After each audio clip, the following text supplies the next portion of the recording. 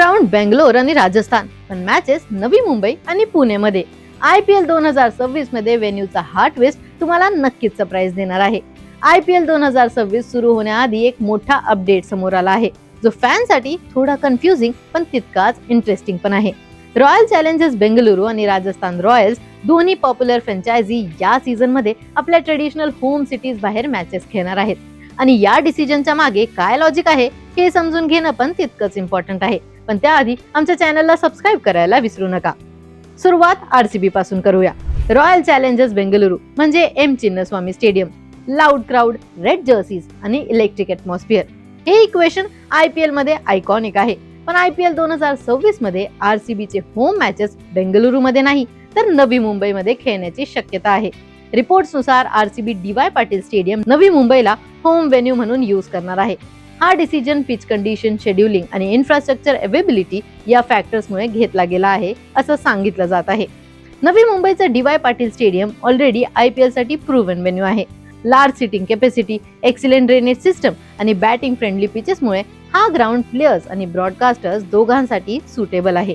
RCB सारख्या टीमसाठी जिथे power hitters आणि एग्रेसिव्ह बॅटिंग कोर आहे, या ग्राउंडवर मॅचेस खेळण्याचा एक ॲडव्हान्टेज पण असू शकतो. पण एक मोठा प्रश्न पण राहतो, RCB चे फॅन्स काय करणार?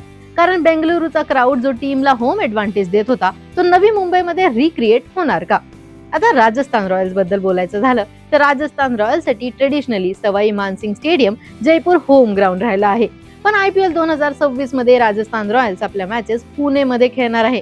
महाराष्ट्र क्रिकेट असोसिएशन स्टेडियम पुणेला RRचा होम व्हेन्यू बनवायचा प्लॅन आहे. पुणेचं स्टेडियम पण IPLचा एक्सपिरियन्स व्हेन्यू आहे, जिथे हाय स्कोरिंग गेम्स आणि क्लोज फिनिशेस दोन्ही पाहायला मिळतात. राजस्थान रॉयल्सचं डिसिजन पण स्ट्रॅटेजिक आहे.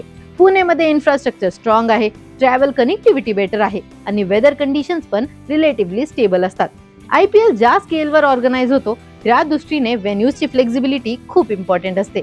RR साठी पुणेमध्ये मॅचेस खेळण्यामुळे वेस्टर्न इंडियामध्ये फॅन बेस एक्सपॅन्ड करण्याची पण अपॉर्च्युनिटी मिळू शकते. पण हा चेंज फक्त लॉजिस्टिक पुरता सीमित नाही आहे. होम व्हेन्यू चेंज झालं की टीम डायनॅमिक्स पण चेंज होतात.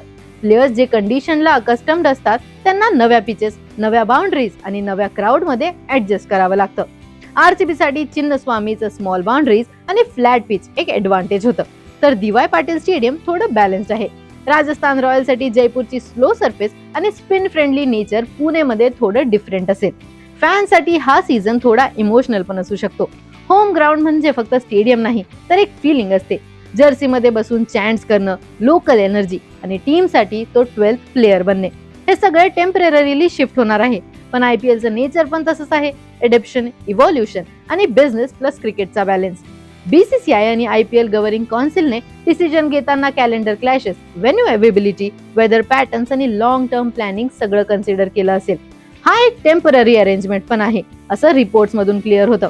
पुढील सीझन्स मध्ये टीम्स परत आपल्या ट्रेडिशनल होम ग्राउंड्सवर येतील असे एक्सपेक्टेशन आहे. IPL 2026 हा सीझन म्हणजे फक्त प्लेयर्स आणि टीमचा नाही तर व्हेन्यूजचा पण टेस्ट असणार आहे.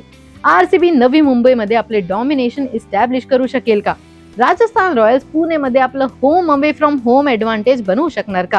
तुम्हाला काय वाटतं? हा व्हेन्यू बदल टीमसाठी ॲडव्हान्टेज ठरेल की डिसएडव्हान्टेज?